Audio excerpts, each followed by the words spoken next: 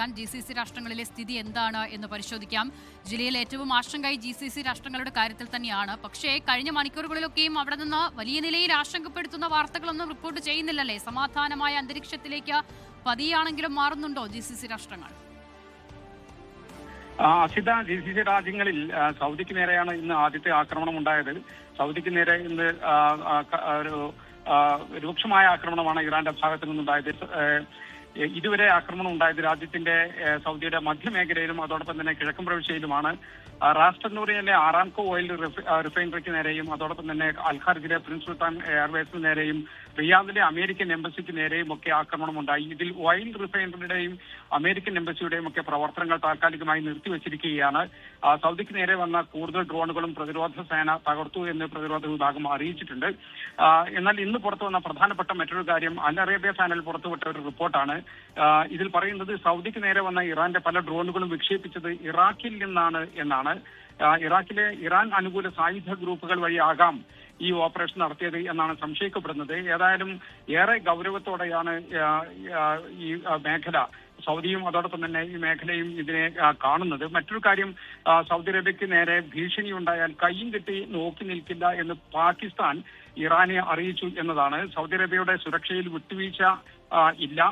Saudi അറേബ്യയും Pakistan തമ്മിലുള്ള പ്രതിരോധ കരാർ നിലനിൽക്കുന്നു എന്ന കാര്യം ഇറാൻ വിസ്മരിക്കരുത് എന്ന് പാകിസ്ഥാൻ മുന്നറിയിപ്പ് നൽകുകയുണ്ടായി.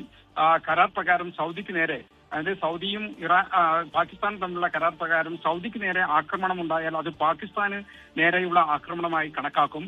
ആവശ്യമെങ്കിൽ പാകിസ്ഥാൻ ആണവ പദ്ധതി സൗദിക്ക് ലഭ്യമാക്കുകയും ചെയ്യും എന്ന് കരാർ പറയുന്നുണ്ട്. മേഖലയിൽ വർദ്ധിച്ചു വരുന്ന രാഷ്ട്രീയ സൈനിക സാഹചര്യങ്ങളുടെ പശ്ചാത്തലത്തിലാണ് ഈ പാകിസ്ഥാന്റെ ഈ കടുത്ത നിലപാട്. സൗദി അറേബ്യയുടെ പരമാധികാരത്തിനോ സുരക്ഷയ്ക്കോ ഭീഷണി ഉണ്ടായാൽ പാകിസ്ഥാൻ സൈനികമായി ഇടപെടും എന്ന കൃത്യമായ ഒരു സൂചനയാണ് ഇതിലൂടെ നൽകുന്നത്. സൗദി അറേബ്യയുടെ എണ്ണ കമ്പനിയായ അരാംകോ എണ്ണ കയറ്റുമതിക്കായി പുതിയ ബദൽ മാർഗങ്ങൾ കണ്ടെത്തുന്നു എന്നതാണ് ഇന്നത്തെ മറ്റൊരു പ്രധാനപ്പെട്ട നീക്കം. ഈസ്റ്റ് വെസ്റ്റ് പൈപ്പ് ലൈൻ ഉപയോഗിച്ച് എണ്ണ പടിഞ്ഞാറൻ തീരത്ത് എത്തിക്കുകയും ചെങ്കടൽ വഴി അന്താരാഷ്ട്ര വിപണിയിൽ എത്തിക്കുകയും ചെയ്യുക എന്നതാണ് ആലോചിക്കുന്നത്.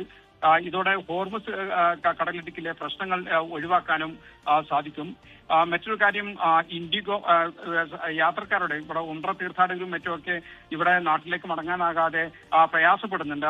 ഇവർക്കായി ഇൻഡിഗോ പ്രത്യേക വിമാന സർവീസുകൾ നടത്തുകയാണ് ഇന്നും നാളെയുമായി. അത് ജിദ്ദയിൽ നിന്നും അതോടൊപ്പം തന്നെ മദീനയിൽ നിന്നും സർവീസുകൾ നടത്തുന്നുണ്ട്. ഇതിനു പുറമെ ആകാശ എയറും ഇന്നും നാളെയുമായി ജിദ്ദയിൽ നിന്ന് സർവീസ് നടത്തുന്നുണ്ട്. ഇത് മുംബൈയിലേക്കും ഹൈദരാബാദിലേക്കും അഹമ്മദാബാദിലേക്കുമാണ് ഈ സർവീസുകൾ എന്ന് അറിയിച്ചിട്ടുണ്ട്.